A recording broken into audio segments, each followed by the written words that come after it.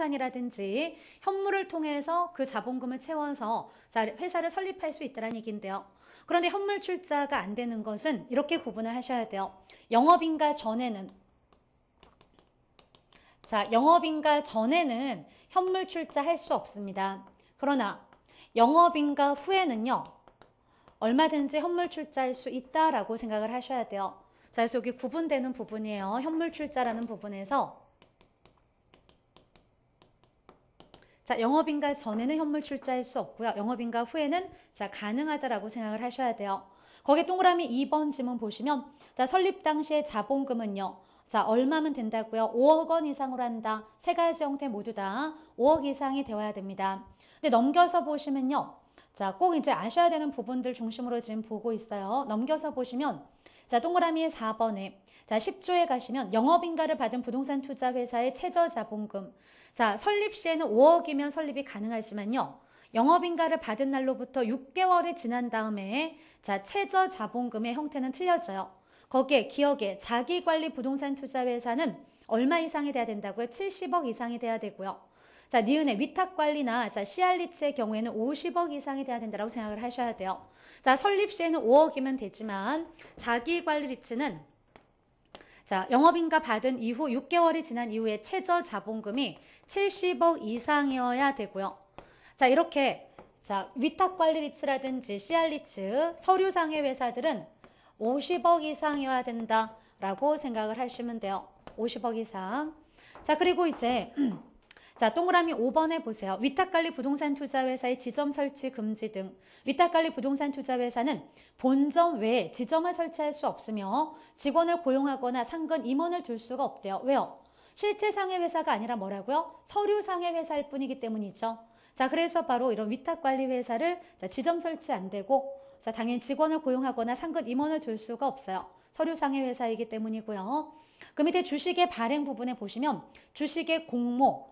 기억에 부동산 투자회사는 최저 자본금 준비 기한이 끝날 때까지 발행되는 주식의 총수의 100분의 30 이상을 일반인의 청약에 제공을 해야 된대요.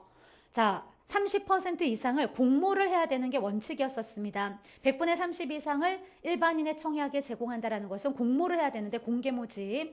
근데 다만 2012년 12월 31일까지는 일반의 청약에 제공하여야 되는 주식은 발행되는 주식 총수의 100분의 20 이상으로 한다. 2012년 12월 말까지는요. 얼마로 한다고요? 20% 이상으로 하겠다라고 작년에 개정된 부분이에요. 그러니까 우리는 나중에 결국 2012년, 우리 지금 2011년이잖아요. 그죠? 그러니까 2012년 말까지는 30%가 아니라 얼마라고 기억하셔야 되죠? 20%죠? 그러니까 문제 푸실 때 결국 우리는 지금 적용되는 20%로 생각하고 문제를 푸셔야 돼요. 그래서 바로 주식의 공모는 원래는 30%였지만 작년에 개정되기를 2012년 12월 말까지는 100분의 20 이상으로 한다. 20% 이상 공모를 하도록 바뀌었다라고 할 수가 있습니다. 그리고 그 밑에 동그라미 2번에 주식의 분산 부분도요. 1인당 주식 소유 한도가 있어요. 기억해 보시면요. 주주 1인과 그 특별 관계자는 최저 자본금 준비 기한이 끝난 후에는 부동산 투자회사의 발행 주식 총수의 100분의 30을 초과해서 주식을 보유하지 못해요. 1인당 30%를 초과해서 주식을 보유할 수가 없었는데요. 이 부분도 니은에 다만 2012년 12월 31일까지는 1인당 주식 소유 한도를 발행 주식 총수의 얼마로 한다고요? 100분의 35로 한다. 그러니까 우리가 35%까지는 보유를 해도 된다는 얘기예요. 하지만 1인당 35%를 초과해서는 안 된다고 생각하셔야 되죠. 그래서 바로 35%로 기억을 하셔야 되겠네요. 그리고 지금 설명드렸던 그 위에 기억의 주식의 공모 부분과 지금 쭉 읽어나가면서 좀 체크를 해두실 필요가 있어요. 그 주식의 공모 부분, 거기에 별표 하나 쳐놓으시고요. 그리고 그 동그라미 2번에 지금 좀 전에 읽으셨던 주식의 분산, 거기도 별표 하나 쳐두시고요. 그리고 이제 별표 쳐둔 부분들이 나중에 조금 달라지는 부분이에요. 별표 우선 쳐두시고 1번의 주식의 공모 부분과 2번의 주식의 분산. 그리고 이제 3번의 현물 출자 부분에 가시면요. 앞에 잠깐 설명드렸죠. 기억에 부동산 투자회사는 영업인가 전에는 뭐가 안 된다고요? 현물 출자를 받는 방식으로 신주를 발행할 수 없다. 그러나 영업인가 후에는 가능해요. 부동산 투자회사의 영업인가 후에 부동산 투자회사 현물 출자를 하는 재산은 그럼 영업인가 후에는 현물 출자가 가능한데요. 자, 이 부분도 작년에 바뀐 부분이에요. 원래 현물 출자할 수 있는 재산이 그 박스 안에 보면 부동산만 가능했었어요. 그러나 이제는 부동산만 되는 게 아니라 자, A, B, C 세 가지죠. 자, 지상권, 임차권 등의 부동산 사용에 관한 권리나 자, 신탁이 종료된 때 신탁재산 전부가 수익자에게 귀속되는 부동산 신탁의 수익권도 다 가능하다라고 할 수가 있습니다. 그러니까 나중에 만약에 문제에서요. 영업인가 후에 현물 출자할 수 있는 재산은 부동산에 한한다, 부동산이어야 된다 이렇게 표현을 하면 틀린 지문이 돼버림을 주의를 하셔야 돼요. 현재는 부동산만 가능한 것이 아니고요. 두 가지가 더 늘어났다고 생각을 하셔야 됩니다. 자, 거기에 또 디귿에 올라가서 보시면요. 그럼 이때 현물 출자를 할 때 영업인가 후에 자, 현물 출자는요. 발행 주식의 액면 총액에 부동산 투자회사 자본금의 100분의 50을 초과할 수가 없어요. 50% 안에서 현물 출자할 수 있다라고 기억을 하시면 되고요. 자, 거기 업무 부분에 가시면요. 자, 동그라미 1번에 자산의 투자 운용 방법. 자, 리츠 회사가 어떻게 자산을 운용할 수 있는가. 기억해 보시면 쭉 읽어보시면요. 부동산의 취득, 관리, 계량 및 처분할 수 있고요. 개발 사업도 하고요. 임대차 사업, 증권의 매매, 금융기관의 예치도 해놓을 수 있고요. 또 지상권, 임차권 등 부동산 사용에 관한 권리의 취득, 관리, 처분 또는 신탁이 종료된 때 신탁재산 전부가 수익자에게 귀속하는 부동산 신탁의 수익권의 취득, 관리, 처분 자, 이런 업무들로 자, 운용이 된다라고 할 수가 있습니다. 근데 거기에 동그라미 2번에 보세요. 자기관리 부동산 투자회사의 자산 운용 전문 인력은 자기관리 부동산 투자회사는 실체상의 회사였죠. 자, 그래서 그 자산을 투자 운용할 때는 전문성을 높이고 주주를 보호하기 위해서 대통령령이 정하는 바에 따라서 자, 공인중개사로서 해당 분야에 5년 이상 종사한 사람 등 자산 운용 전문 인력을 확보를 해야 돼요. 근데 몇 인 이상 확보해야 된다고요? 자, 자기관리 부동산 리츠 역시 5인 이상 확보해야 된다라고 생각을 하셔야 되겠네요. 5인 이상 확보를 해야 됩니다. 자, 그 밑에 가시면요.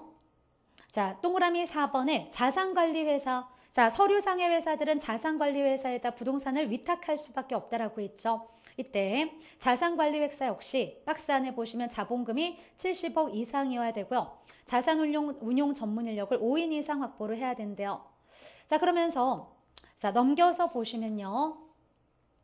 자, 거기 5번에 부동산 투자 자문회사도 있어요. 우리가 이 자산관리회사도 있지만 리츠 회사가 개발을 하거나 투자를 할 때는요. 자문을 구하는 투자 자문회사도 있는데요. 이 자문회사의 자문을 거쳐서 자, 개발을 하거나 투자를 해야 돼요. 근데 투자 자문회사는 자, 자본금 10억 이상이면 설립이 가능하고요. 전문 인력을 확보를 해야 되는데 얘는요. 전문 인력이 3인 이상이다라고 생각을 하셔야 되겠네요. 거기 B번에 보면 자산운용 전문 인력을 대통령령으로 정하는 수 이상 확보할 거 이렇게 돼 있죠. 근데 대통령령을 보면 3인 이상 확보해야 된다라고 규정을 하고 있습니다. 자, 그리고 6번에 가시면요. 부동산 처분에 대한 제한. 자, 리츠 회사가 자, 부동산에다가 투자를 하죠. 근데 부동산에 투자를 하고 바로 처분을 할 수 없도록 제한을 두고 있어요. 왜요? 리츠 회사가 투기를 하는 것을 막기 위해서다라고 할 수가 있습니다. 근데 이 처분의 제한은요. 자, 거기에 보시면 자, 우선 자, 넓혀보기 부분에 정리가 되어져 있네요. 자, 5년의 범위 안에서 대통령으로 정하는 기간 내에 부동산을 처분해서는 아니 된다라고 했는데 자, 그 구체적으로 보면 넓혀보기 부분에 이 부분은 특히 작년에 개정된 부분이에요. 자, 리츠 회사가요. 부동산에 투자를 할 때 1번에 보세요. 자, 국내에 있는 부동산 중 주택의 경우는 주택에다가 투자를 했을 때는 3년 보유 의무가 있습니다. 3년 이내에 처분을 할 수 없도록 되어 있어요. 그러나 다만 예외적으로 지금 부동산 시장의 경기가 좋지 않고 미분양이 많이 있다 보니까요. 자, 미분양 주택을 취득할 경우에는 정관에서 정하는 기간으로 한다. 그 말은 미분양 주택에 대해서는 규제를 하지 않겠다라는 얘기예요.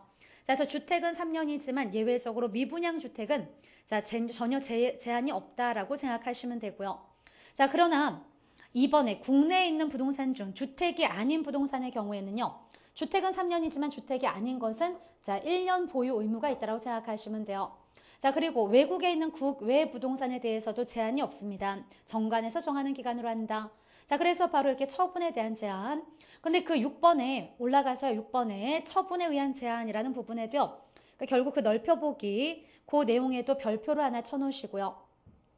그리고 쭉 내려가시면 7번에 자산의 구성 제25조죠. 자, 여기도 별표를 하나 쳐두시는데요. 자산의 구성. 자, 부동산 투자회사는요. 최저 자본금 준비 기간이 끝난 후 매 분기 말 현재 총 자산의 100분의 80 이상을 부동산 관련 증권 및 현금으로 구성을 해야 되고요. 이 경우 총 자산의 100분의 70 이상이 부동산이어야 된대요. 자, 그래서 전체 이 일반 니츠는요. 이런 얘기죠. 자, 전체 80% 이상이 총 자산의 80% 이상이 부동산 관련 유가 증권 및 현금으로 구성을 해야 되고요. 그 중에 다시 70% 이상 무엇으로 구성해야 된다고요? 자, 부동산이어야 된다라는 얘기를 하고 있습니다. 그죠? 자, 그래서 결국 한 10% 정도의 유가 증권 보유 의무가 있다라고 생각하시면 돼요. 자, 그리고 이제 오른쪽에 자, 8번에 가시면요. 제26조죠. 자, 부동산 개발 사업에 대한 투자. 리츠 회사가 개발 사업을 할 수 있는데요. 개발은 위험이 크다 보니까 자, 전액 다 개발을 하지는 못하도록 제한을 두고 있어요. 그래서 그 니은 지문에 보시면 부동산 투자 회사는 총 자산의 자, 100분의 30을 초과해서 부동산 개발 사업에 자, 투자하여서는 아니 된다. 자, 그래서 원래는 30%를 초과해서 개발을 할 수 없다라고 생각하시면 돼요. 그런데 그 밑에 9번에 가시면요. 부동산 개발 사업 투자에 대한 특례가 있습니다. 원래는 30%를 초과해서 개발을 할 수 없지만 기억에 자산을 부동산 개발 사업에 투자 운용할 목적으로 설립되는 부동산 투자 회사는 일명 개발 전문 부동산 투자 회사라고 얘기를 해요. 자, 그래서 총 자산의 전부를 부동산 개발 사업에 투자할 수가 있대요. 니은에 보면 개발 전문 부동산 투자 회사는 그 상호에 개발 전문 부동산 투자 회사라는 명칭을 사용해야 된다. 자, 재작년에 이제 만들어진 하나 또 새로 도입된 건데요. 자, 개발만 전문적으로 할 수 있는 리츠 회사를 설립할 수 있게 되었어요. 그럼 이런 개발 전문 그저 리츠 회사는 자, 자기들의 총자